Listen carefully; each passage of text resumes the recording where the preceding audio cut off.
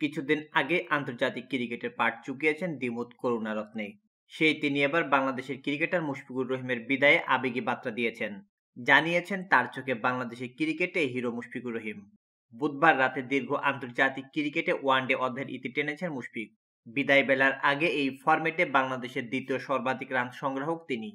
মুশফিকের অবসর ঘোষণার পর দেশে প্রায় সবাই নানা বার্তা দিয়েছেন, করেছেন স্মৃতিচারণ। সে তালিকায় এবার যোগ হলেন লঙ্কান কিংবদন্তি করুণারত্নে।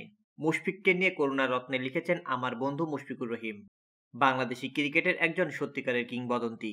এক দশকেরও বেশি সময় ধরে সে ওয়ানডে দলের মেরুদণ্ড।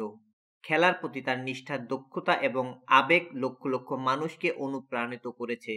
দীর্ঘ ব্যাটিং থেকে শুরু করে তীক্ষ্ণ উইকেট কিপিং, মুশফিক সর্বদা দলের জন্য তার সেরাটা দিয়েছেন।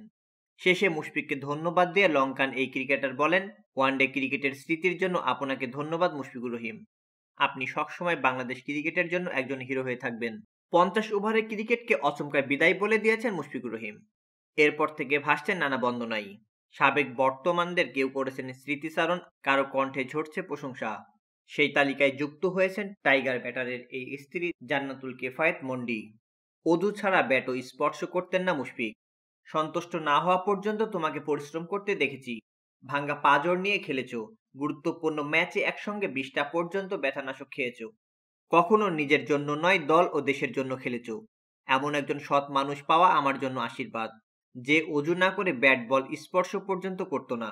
বুধবার রাতে মুশফিক ফেসবুক এক পোস্টে জানান, দীর্ঘ 19 বছরের ক্যারিয়ারের ইতি টানতে যাচ্ছেন। মুশফিক বলেন, আমি আজ থেকে ওয়ানডে ফরম্যাটে অবসর নিচ্ছি। আলহামদুলিল্লাহ দীর্ঘ এই পথ চলার জন্য। হয়তো বিশ্ব ক্রিকেট মঞ্চে আমাদের অর্জন সীমিত ছিল, তবে আমি সবসময় শতভাগের বেশি চেষ্টা করেছি। নিষ্ঠা ও সততার সঙ্গে মাঠে নিজের সেরাটা দেওয়ার চেষ্টা করেছি। জাতীয় দলে সহকারী নির্বাচক হাবিবুল বাশার সুমন বলেছেন, তরুণ প্রজন্মের আইডল হলেন মুশফিকুর রহিম। জাতীয় দলের সাবেক এই অধিনায়ক জানান, তরুণ প্রজন্মের ক্রিকেটারদের জন্য খুব ভালো দৃষ্টান্ত স্থাপন করে গেছেন মুশফিকুর রহিম। জাতীয় দলের এই সদ্য বিদায়ী তারকা ব্যাটসম্যান প্রসঙ্গে হাবিবুল বাশার সুমন বলেন, মুশফিক শুরু থেকে টেকনিক্যালি খুব ভালো ছিল। ছোটখাটো গড়ন, কিন্তু ওই সময় থেকেই বড় ছক্কা মারত। ওর যে প্রিয় শর্ট স্লক সুইপ, তখন থেকেই খুব ভালো খেলতো। ব্যাটিংয়ের টেকনিক খুব ভালো। এই কারণে ওকে 2005 সালের ইংল্যান্ড সফরে নেওয়া হয়। সেখানেও ওর টেকনিক নিয়ে সবাই খুব আলোচনা করেছে। জাতীয় দলের সাবেক এই অধিনায়ক জানিয়েছেন, মুশফিক দলে থাকায় অনেক সুবিধা হতো, অনেকটা অলরাউন্ডার নেওয়ার মতো, যে কারণে একজন বাড়তি ব্যাটসম্যান বা বোলার নেওয়া যায়।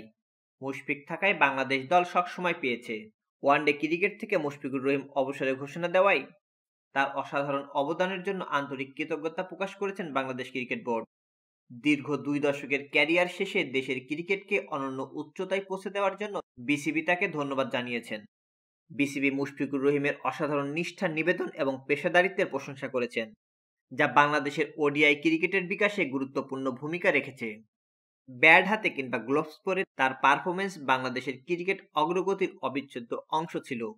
বিসিবির সভাপতি ফারুক আহমেদ মুশফিকের অবদানের প্রতি শ্রদ্ধা জানিয়ে বলেন, মুশফিকুর রহিমের পরিশ্রম, দৃঢ় মনোবল এবং আপ্রাণ চেষ্টা ভবিষ্যৎ প্রজন্মের জন্য অনুপ্রেরণা হয়ে থাকবে।